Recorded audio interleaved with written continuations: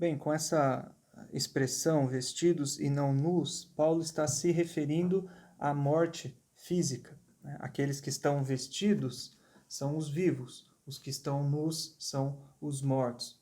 A sua alma vestida significa a sua alma está habitando dentro do corpo, então ele está vivo. Agora, se a alma estiver sem a sua vestimenta, sem a sua casca, sem o seu corpo, significa que a pessoa está morta. O que ele quer dizer aqui, apesar de ser um pouco confuso, fica mais claro no versículo 4, mas ele quer dizer o seguinte: aqueles que podem ser revestidos, como diz o versículo 2, são apenas aqueles que estão vestidos. Né? Uma pessoa vestida, ela vai poder ser revestida, seja uma segunda cobertura por cima da primeira. Agora, aquela pessoa que está nua, ela não vai ser revestida, ela pode ser vestida. O que Paulo está simbolicamente aqui se referindo é a mesma coisa que ele ensinou na carta aos Tessalonicenses, capítulo 4, quando da volta de Cristo, aqueles que estiverem vivos serão transformados, ou seja, o corpo físico será revestido pelo corpo espiritual. E aqueles que estão mortos, ou seja, que estão nus, que estão sem corpo, esses serão vestidos com o seu corpo espiritual. Isso fica claro, como eu disse, no versículo 4. Né? Veja, pois na verdade os que estamos neste tabernáculo gememos angustiados, não por querermos ser despidos, mas revestidos. O que Paulo está dizendo não é que ele quer ser despido, ou seja, não é que ele quer morrer. Ele precisa explicar isso porque senão alguém vai dizer que Paulo está sendo, então, está com pensamentos suicidas, está incentivando o suicídio. Não. Ele está dizendo, nós gememos angustiados nesse corpo porque nós queremos ser revestidos do corpo celestial, não porque eu quero morrer, ou seja, ser despido, né? Que me tirem essa vestimenta atual. Não, eu quero que a minha vestimenta atual seja revestida da vestimenta eterna. É a mesma coisa que ele diz no capítulo 4 aos Tessalonicenses, quando ele está falando da vinda de Cristo, ele diz, nós os vivos que ficarmos até a vinda do Senhor. Então o desejo de Paulo não é morrer. O desejo de Paulo é ser revestido pela imortalidade. Por isso ele diz no fim do verso 4, para que o mortal seja absorvido pela vida, por aquilo que é eterno. E o verso 5 diz que foi o próprio Deus quem nos preparou para isso, outorgando-nos o penhor do Espírito. Esse desejo, então, de ver chegar a ressurreição dos mortos, de ser revestido, ter o nosso corpo, nossa casca mortal revestida pela imortalidade, então é o desejo pela vinda de Cristo, isso foi colocado em nós pelo próprio Deus. Deus nos preparou para sentir esse desejo, ansiando que os sofrimentos terminem no momento em que nós formos revestidos da imortalidade. E como é que Deus nos preparou para isso, diz o verso 5, outorgando-nos o penhor do Espírito. Essa é uma expressão muito interessante. A palavra traduzida aqui por penhor era uma palavra usada em transações comerciais. Ela era o nome, é o nome da primeira parcela que era paga. E essa primeira parcela era dada como uma garantia de que o restante do pagamento seria dado. Então, o que Paulo está querendo dizer aqui é que Deus nos deu o penhor do Espírito como uma garantia de que as outras parcelas serão pagas. É a mesma ideia que ele explica em Efésios capítulo 1, versos 13 e 14, quando ele diz que nós, quando cremos, fomos selados com o Santo Espírito da promessa, e que esse Santo Espírito, que é aquele que nos sela, ele também é o penhor, a garantia da nossa herança, a garantia que Deus vai nos resgatar, completando essa transformação de mortal em imortal, de corruptível por incorruptível, desse corpo de pecado no corpo da glória. Essa é a garantia do Espírito Santo. Em Romanos capítulo 8, versículo 23, Paulo diz também que, com as mesmas palavras desse trecho, ele diz que nós gememos porque já temos as primícias do Espírito. Então o Espírito está em nós como as primícias, como a primeira parcela daquilo que Deus quer fazer completamente, que é a redenção do nosso corpo. E lá na carta aos Romanos, capítulo 8, Paulo diz que nós gememos aguardando que as primícias deixem de ser só primícias, que a primeira parcela seja acompanhada pelo restante das parcelas, e aí nós tenhamos a redenção completa do nosso corpo. É isso que Paulo está dizendo aqui. No meio dos sofrimentos, apesar de saber que o sofrimento produz glória, ele tinha o intenso desejo de ver chegar o dia em que o seu sofrimento acabaria e assim ele poderia desfrutar plenamente desta glória. Esse dia é o dia da ressurreição dos mortos. Chegamos então aqui no verso 6, onde nós começamos a ver a terceira atitude de Paulo diante do sofrimento. Diz a versão atualizada, temos, portanto, sempre bom ânimo. Esse versículo, a tradução da NVI é melhor. Lá diz, temos plena confiança. Porque bom ânimo nos dá a ideia daquilo que Paulo já havia falado no final do capítulo 4, né, da sua atitude de não desanimar. Mas aqui a ideia é diferente. A ideia é que ele mantém, mesmo no meio dos sofrimentos, plena confiança. Por quê? Esse portanto liga o fato do versículo 6, o fato de ter plena confiança, ao que foi explicado no versículo anterior. Né? Por que Paulo pode ter plena confiança? Porque Deus deu seu Espírito como garantia. Deus deu, então, essa primeira parcela da glória eterna, que é o Espírito Santo habitando em nós. E se se Deus nos deu tal garantia, então a conclusão de Paulo é: eu posso confiar plenamente. Né? Porque Deus nos deu essa garantia e, compreendendo o significado desse penhor, dessa garantia, eu posso ter plena confiança de que as outras parcelas também, né? A completa redenção do corpo será um dia concretizada por Deus.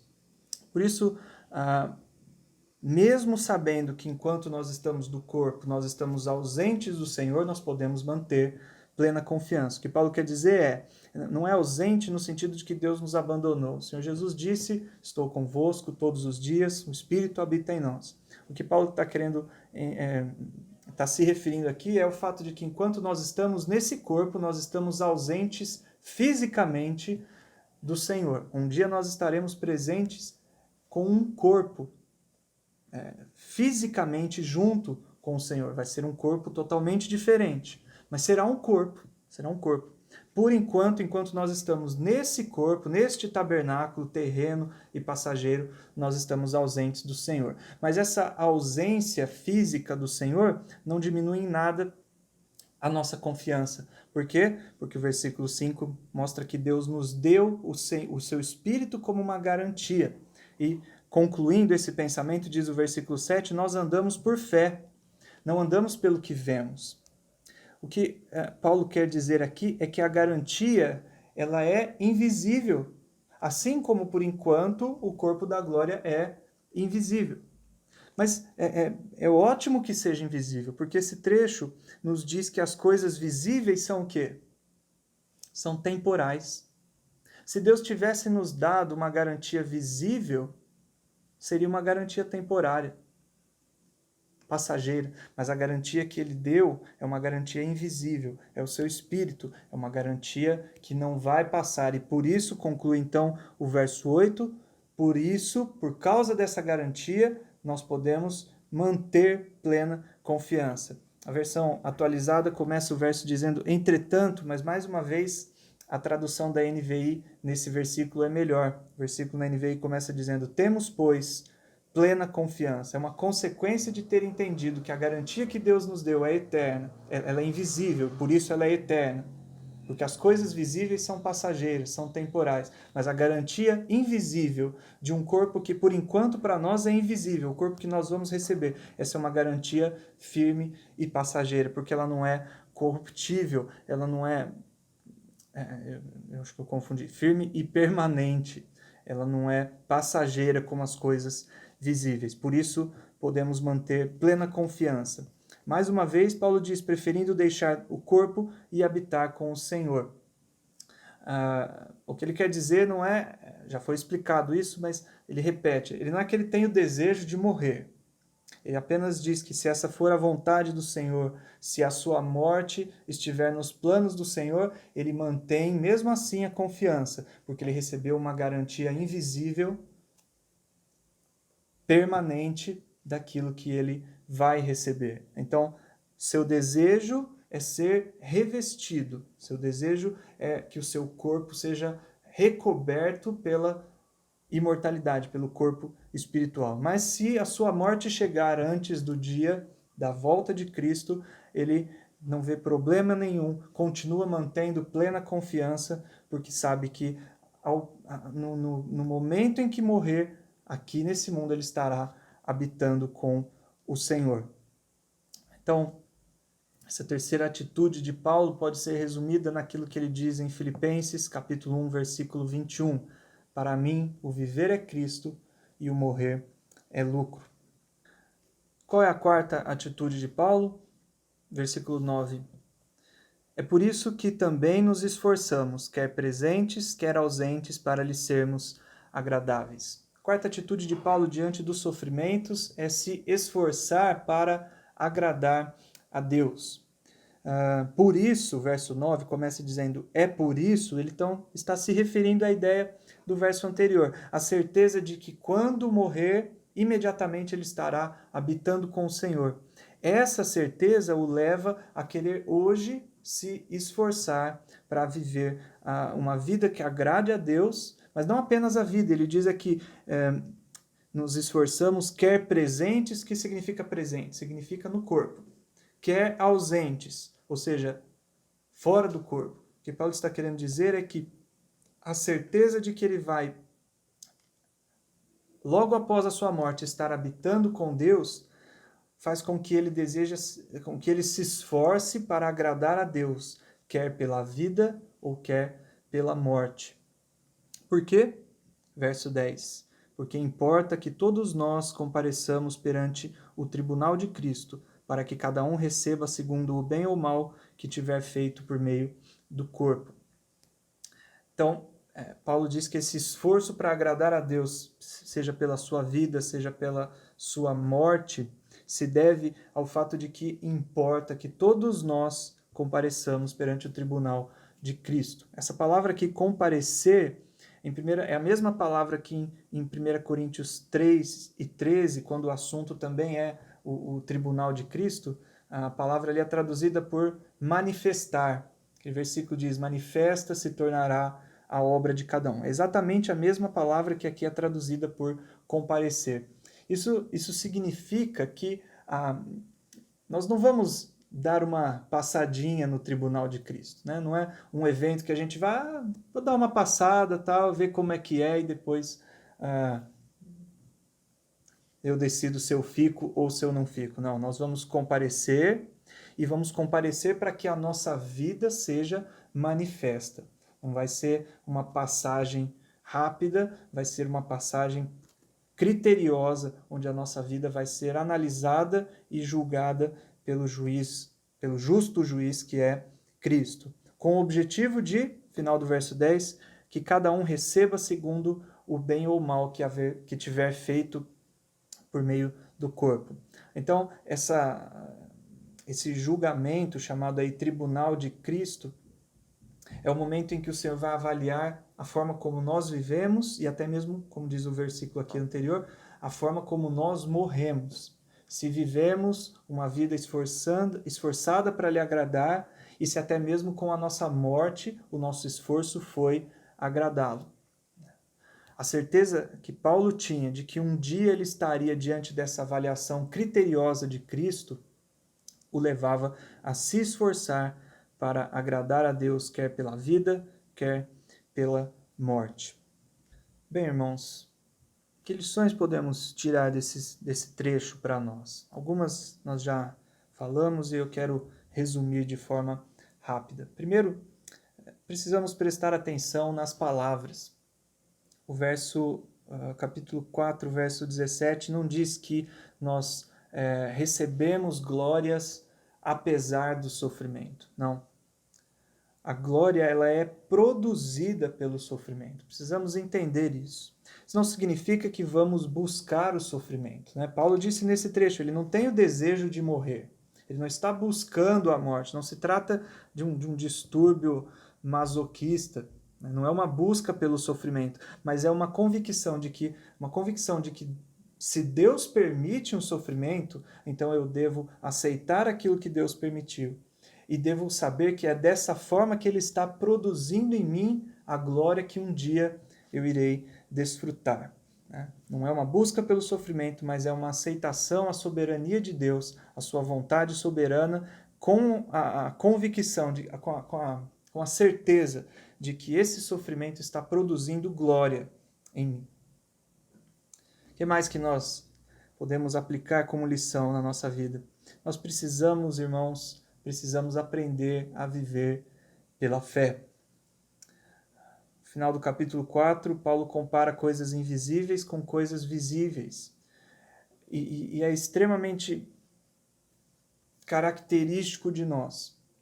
Todas as nossas preocupações são visíveis, são coisas visíveis. Nós nos preocupamos com comida, com bebida, com o nosso sustento, com o nosso emprego, com roupas, com perseguição, com a nossa saúde. Não sei, eu nunca vi, eu acredito que vocês também não, nunca vi alguém ansioso, preocupado pelo seu crescimento espiritual. Nossa, será que eu estou crescendo espiritualmente? Nossa, eu não consigo nem dormir por causa disso. Nunca vi. Nunca vi uma pessoa preocupada por coisas invisíveis, preocupada pelo seu crescimento espiritual, pelo seu crescimento na fé, pelo fortalecimento da sua fé. Nós precisamos aprender a focar nas coisas invisíveis. São essas coisas que são eternas, são essas coisas que têm valor, são essas coisas que nós iremos desfrutar por toda a eternidade. Jesus disse aos seus discípulos, conhecendo o nosso coração, né? Não vos preocupeis quanto ao que haveis de comer, de beber, de vestir.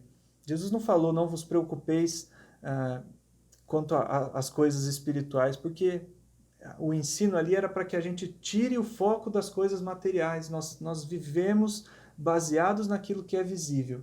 Nós vivemos buscando aquilo que é visível. E nós precisamos aprender, como diz o versículo 7, a andar por fé e não pelo que vemos. Porque as coisas mais preciosas que Deus nos deu, inclusive a garantia da eternidade, que é o Espírito Santo em nós, ela é invisível. As coisas visíveis são passageiras, são temporais. E basear a nossa felicidade, a nossa satisfação naquilo que, apesar de ser visível, é temporal, é colocar-nos diante de uma condição em que a tristeza, a depressão vai nos alcançar. Quando as coisas visíveis passarem, porque elas vão passar, mais cedo ou mais tarde, elas vão passar. Mas se nós estamos baseados nessas coisas visíveis, no momento em que elas passarem, será esse o momento em que a depressão vai bater na mente, a tristeza, a dúvida, a incredulidade. Por isso o ensino é claro, nós temos que focar, não é simplesmente nos despreocupar, mas é escolher ativamente, nos atentar, focar, buscar aquilo que é invisível. Uma outra lição relacionada a isso é que nós sofremos muito menos do que Paulo. Os seus sofrimentos, eu li apenas um dos relatos que ele escreve nas suas cartas dos seus sofrimentos, e é muito mais do que nós sequer podemos imaginar. Mas ele diz que essa tribulação é uma tribulação leve. O segredo para considerar a tribulação leve é fazer essa comparação. Compare a tribulação ao peso da glória que será revelada, aquilo que nós iremos receber. Para quem fizer essa comparação, então a conclusão será essa. A tribulação é leve, é momentânea, porque, diz o final do versículo 17, do capítulo 4, a relação entre a tribulação e a glória eterna está acima de qualquer comparação. Não há comparação para ser feita. Quando nós tentarmos então fazer essa comparação, nós vamos chegar à conclusão que realmente a tribulação ela é leve comparada ao peso da glória. Por fim, irmãos, eu queria que nós percebêssemos a graça de Deus. Como Deus é bom, como Deus é maravilhoso. Ele nos garante a glória futura através do seu penhor, através do seu Espírito que habita em nós. Ele nos garante, então, a conclusão da redenção através do seu Espírito. Ele permite que haja sofrimento na nossa vida. O que é sofrimento? É perder aquilo que é visível e temporal. É isso que nos traz sofrimento. Quando a gente perde as coisas visíveis, apesar de sabermos que são temporais, que são passageiras. Quando nós as perdemos, sofremos. Mas ele permite esse sofrimento, perder o que é visível e temporal, para produzir valor eterno em nós. Valores que por enquanto são invisíveis, mas são eternos. E ainda assim, ele vai nos recompensar se, movidos por essa confiança, nós vivermos nos esforçando para o agradar.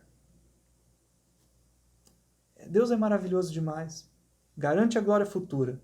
Permite um sofrimento que é perder coisas passageiras para ganhar coisas eternas. E ainda vai nos recompensar por vivermos de uma forma que o agrada, vivermos no meio desses sofrimentos, reproduzindo essas atitudes que o apóstolo Paulo nos dá como exemplo. Sermos ainda recompensados por isso. Isso é maravilhoso demais. É esse o Deus que nós temos, é essa sua graça em nos conceder não só as condições para que a gente o obedeça, mas também uma recompensa pela obediência que Ele mesmo possibilitou. Deus é maravilhoso, sua graça é infinita, ela é imensa e nós só temos que louvá-lo e adorá-lo por tamanha graça revelada a nós. Que Deus abençoe a sua palavra e faça aplicar cada uma dessas lições ao nosso coração. Amém.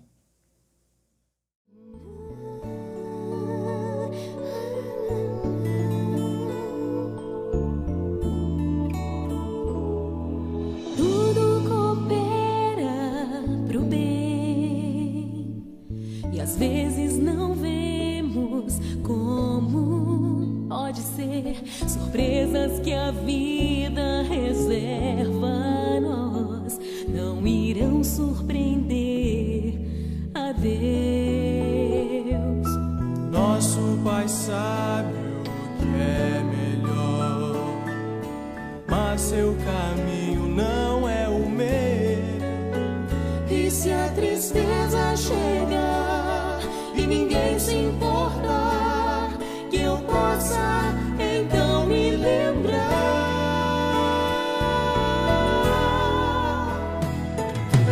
Deus é tão sábio para enganar-se. Deus é tão bom, não falhará. E quando eu não entender, quando eu não o ver, nem sua mão perceber, confiarei.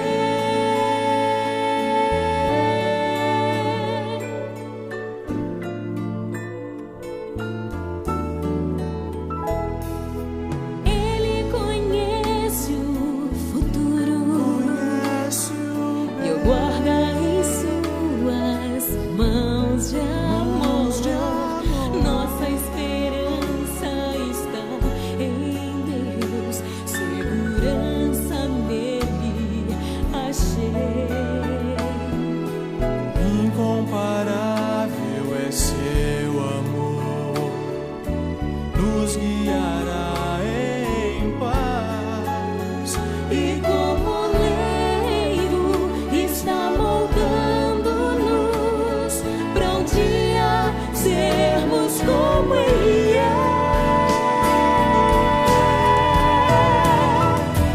Deus é tão sábio para enganar-se.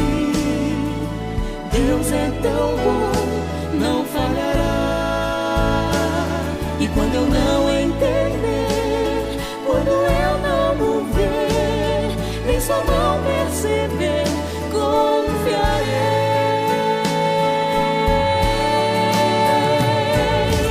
Ele tão somente é fiel.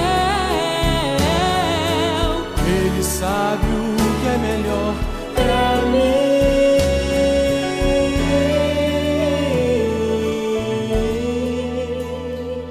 E quando eu não entender, quando eu não o ver, Em sua mão perceber, confiarei, confiarei,